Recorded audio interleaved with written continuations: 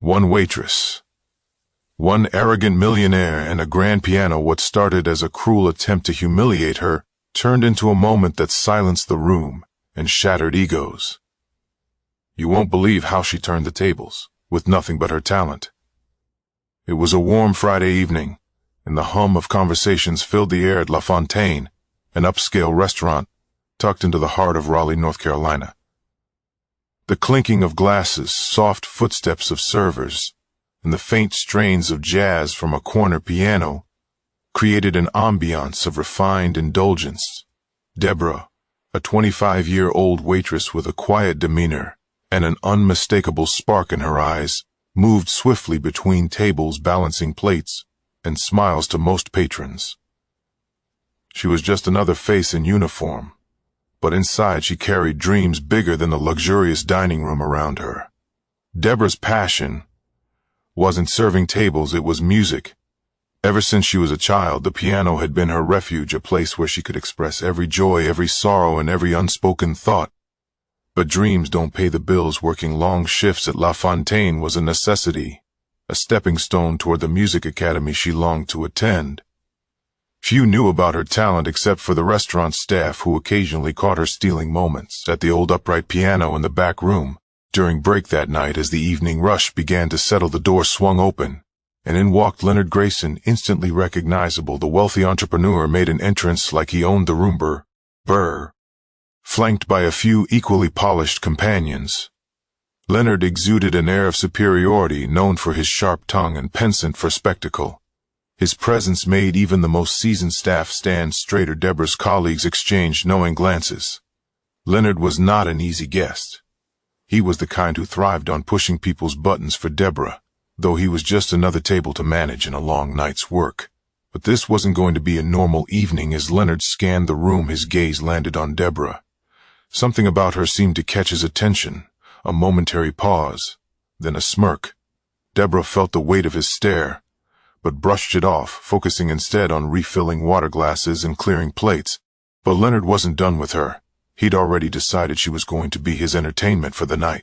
Deborah had grown up in a small town in South Carolina where dreams of grandeur often felt as distant as the stars. Her mother, a single parent and a tireless caregiver, had worked double shifts as a nurse to ensure Deborah and her siblings had food on the table. Despite their modest means, music had always been a constant in their home. Her mother's old vinyl records and the out-of-tune piano gifted by a neighbor were the seeds of Deborah's love for melody. That piano became her escape, while other kids played outside. Deborah spent hours teaching herself to play. She mimicked the songs on the radio, then ventured into classical pieces she found in secondhand music books. Her talent didn't go unnoticed. She played at church, school recital, and community events, but recognition couldn't mask the financial hurdles that loomed over her dreams. By the time she turned 18, the reality was clear: a professional music career would have to wait. Scholarships didn't come through, and family responsibilities took precedence. Deborah packed away her concert ambitions, replacing them with the practicality of earning a living. Yet she couldn't entirely give up. The piano was more than a dream, it was her identity. When she moved to Raleigh a few years ago, Deborah sought out a job at La Fontaine, not just because of the pay, but because of the grand piano tucked into the corner of the restaurant. Even though she rarely had time to play, just knowing it was there gave her a sense of comfort. Music hadn't left her. It was simply waiting. That night, as Leonard and his entourage took their seats, Deborah approached their table, balancing a tray with practiced grace. Leonard ordered a top-shelf scotch and cracked a joke loud enough for the nearby tables to hear. Deborah offered a polite smile as she took their orders, her voice steady despite the strange energy radiating from him. "Deborah, huh?" Leonard said, glancing at her name tag. "Sounds like someone with a lot of hidden talents." The comment caught her off guard, but she nodded politely and stepped away to place their orders. She didn't notice the knowing grin he shared with his companion, nor the way his eyes followed her every move. But Leonard wasn't just observing, he was planning, and Deborah would soon find herself at the center of a spectacle she never asked for. The night carried on like any other, with the hum of laughter and silverware filling the room. Deborah kept her pace steady, avoiding Leonard's gaze as she moved between tables. She dealt with difficult customers before, but something about him felt different, not just rude, but calculated. His presence loomed like a shadow, making her uneasy in a way she couldn't quite shake. By the time the appetizers were served, Leonard had already started his performance. Though not the kind Deborah expected, he held court at his table, loudly recounting tales of his success and peppering in jabs about people who lacked ambition. His entourage laughed dutifully while other diners shot annoyed glances in his direction. Deborah tried to stay focused on her tasks, but as she returned to his table with a bottle of wine, Leonard caught her off guard. "Tell me, Deborah," he said, his voice cutting through the noise. "What do you do when you're not carrying plates? Surely a young woman like you has dreams." His words stopped her, mid-pee. Deborah hesitated, then gave a careful answer. "I play piano sometimes," she said, softly, hoping to keep it brief. Leonard's eyes lit up and a sell smile curled across his lips. "A pianist, huh? How fascinating. Why don't you give us a little performance?" Deborah froze. The room seemed to quiet, the weight of his words hanging in the air. "Oh, I couldn't," she said quickly, forcing a nervous laugh. "I am just here to work tonight." But Leonard wasn't about to let it go. "Nonsense," he declared, his voice booming. "There's a piano right there in the corner. Show us what you've got. Surely a future star like you isn't afraid of a little audience." His companions chuckled, clearly enjoying the show. Other diners turned their heads, curious about the commotion. Deborah's chest tightened. She could feel the heat of their stares, the silent judgment waiting to unfold.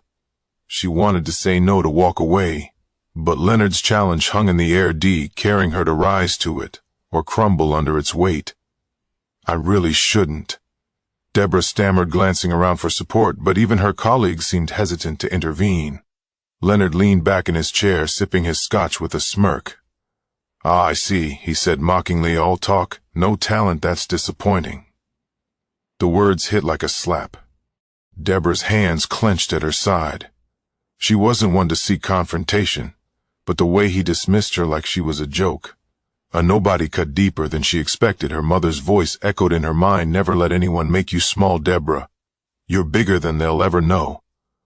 A moment of silence stretched between them. Deborah glanced at the piano, then back at Leonard. His smug expression dared her to take the bait, and against her better judgment, she did fine. She said, her voice steady but low, "I'll play." The room bristled with anticipation as Deborah walked toward the piano, each step carrying the weight of both fear and defiance. The dining room seemed to hold its breath. As Deborah approached the gleaming grand piano, the soft glow of the chandelier above cast a spotlight on her, isolating her from the murmuring crowd. Her fingers trembled as she slid onto the bench, the polished keys gleaming like a challenge waiting to be met behind her. Leonard leaned back in his chair, the picture of smug satisfaction, as though he had already won whatever game he was playing. Deborah closed her eyes for a moment, steadying her breath. Her heart pounded so loudly she could barely think. This wasn't the church recital or the cozy community gatherings she'd once known. This was different. This was hostile. But there was no turning back. Now she placed her hands on the keys, feeling their cool surface beneath her fingertips. The first notes were soft, hesitant, almost fragile. A few diners shifted in their seats and someone coughed in the back of the room. Deborah ignored them, her focus sharpening as she leaned into the music. She chose a piece she knew by heart, a soulful rendition of Fila de Lune by Dossi. The melody spilled into the room, weaving through the air like a thread, delicate but unyielding as her confidence grew. The music swelled, her hands moved with a grace that belied the chaos inside her, the notes pouring out like a confession. Each chord seemed to carry a piece of her story. The sacrifices her mother made, the night she spent practicing in a cramped room, the weight of dreams deferred but never abandoned. The diners fell silent. Earlier cha-tur replaced by a collective stillness. Even Leonard, who had been whispering to his companions, went quiet. Deborah didn't need to look at him to feel the shift in the room. The mocking energy had dissipated, replaced by something she couldn't quite name. Perhaps awe, perhaps humility. The music soared, and Deborah let herself go for the first time. In what felt like years, she wasn't a waitress or a struggling dreamer. She was simply herself, an artist. Her fingers across the keys, drawing out emotions so raw and vivid they seemed to hang in the air like smoke by the time she struck the final chord. The room was utterly still for a moment. There was no sound, just the lingering resonance of the piano. Deborah sat frozen, her hands still resting on the keys, unsure of what would come next. Then, as though released from a spell, the audience erupted into applause. The sound was thunderous, reverberating off the walls and filling the room with a warmth Deborah hadn't expected. Some diners stood clapping with a fervor that brought tears to her eyes. Her CO workers, who had been watching from the sidelines, joined in, their faces lit with pride. Leonard, however, remained seated. His smirk was gone, replaced by an expression Deborah couldn't quite decipher, part shock, part discomfort. He raised his hands and clapped slowly, a hollow sound compared to the cheers around him. But even his hesitant applause couldn't overshadow what Deborah had just done. She had reclaimed her voice, and no amount of condescension could take that away. As the applause began to fade, the room seemed to exhale collectively.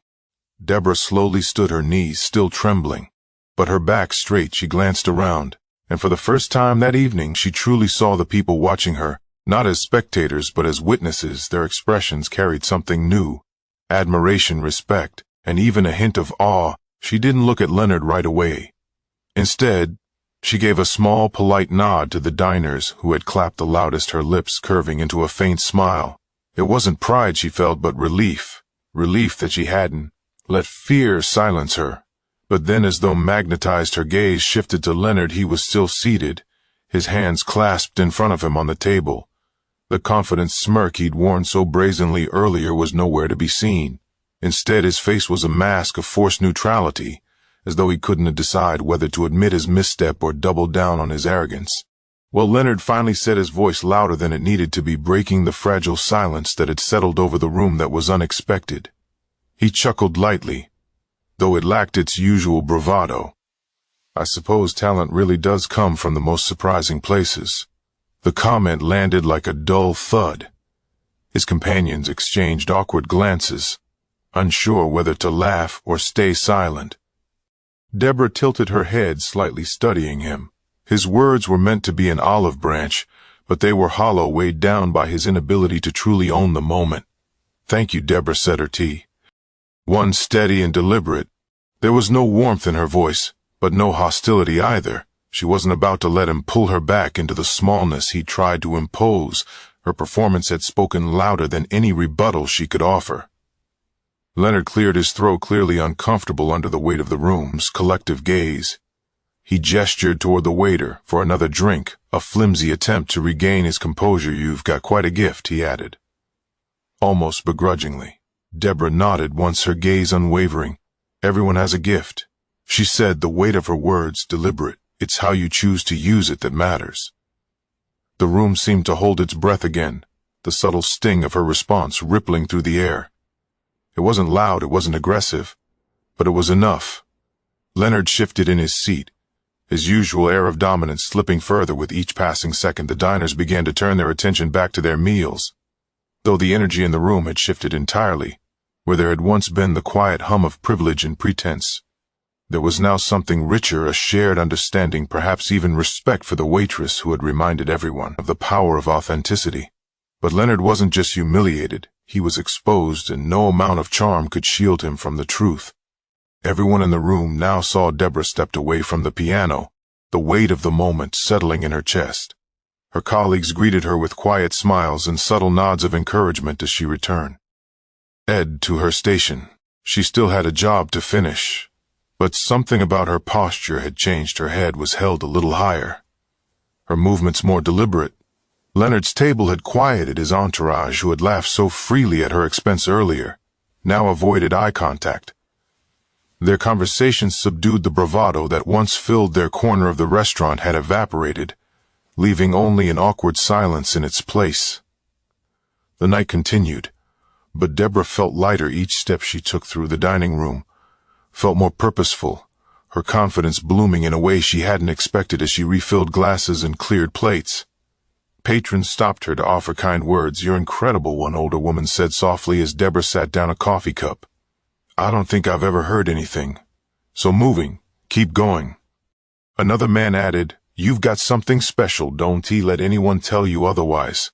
Deborah thanked them with quiet humility, her heart swelling with gratitude. These weren't just compliments. They were validations of everything she'd worked for, everything she dreamed of becoming. Leonard, however, was not so gracious. As Deborah approached his table to deliver the check, he looked up at her, with an expression that teetered between annoyance and reluctant admiration. "You've made your point," he said, his tone clipped. "No need to rub it in." Deborah paused, meeting his gaze directly. "It was never about proving anything to you," she replied, her voice calm but firm. "I just wanted to play." Leonard had no response. He fidgeted with his drink. His once commanding presence reduced to an awkward shuffle. The power dynamic had shifted completely, and everyone at the table knew it. As Leonard scribbled his signature on the check, one of his companions, a younger man with a softer demeanor, looked at Deborah and said, "You were amazing."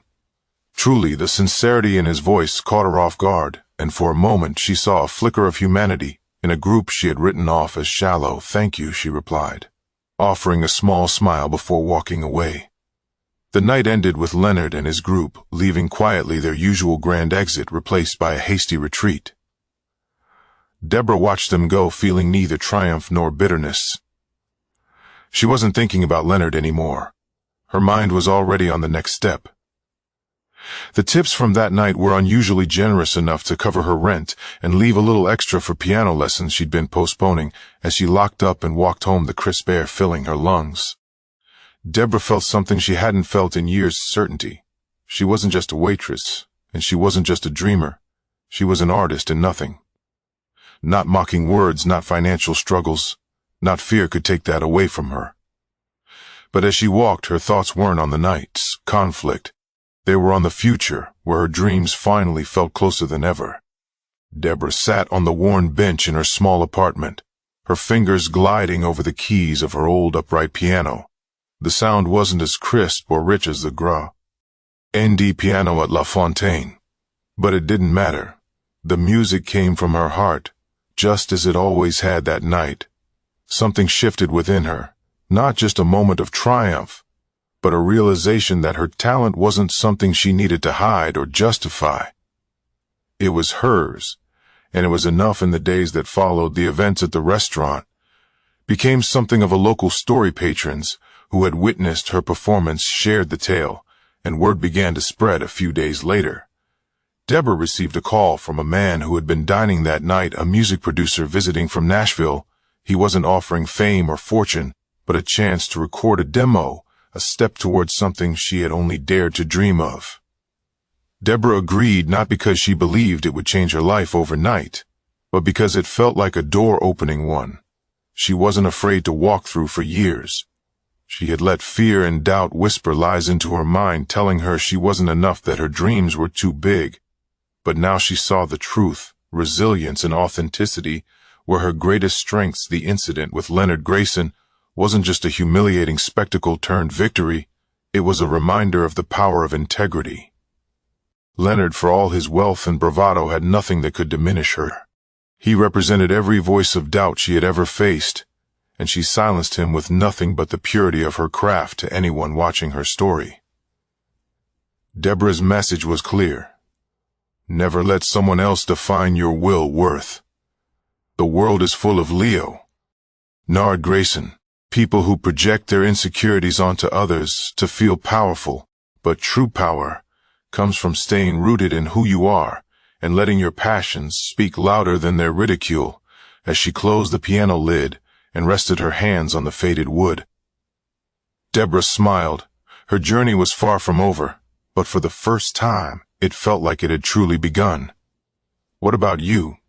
What dream have you been holding back on because of fear or doubt? Don't wait for someone like Leonard to test you. Take your step forward. Now, if Deborah's story inspired you, subscribe for more stories of resilience and triumph. Your story could be next.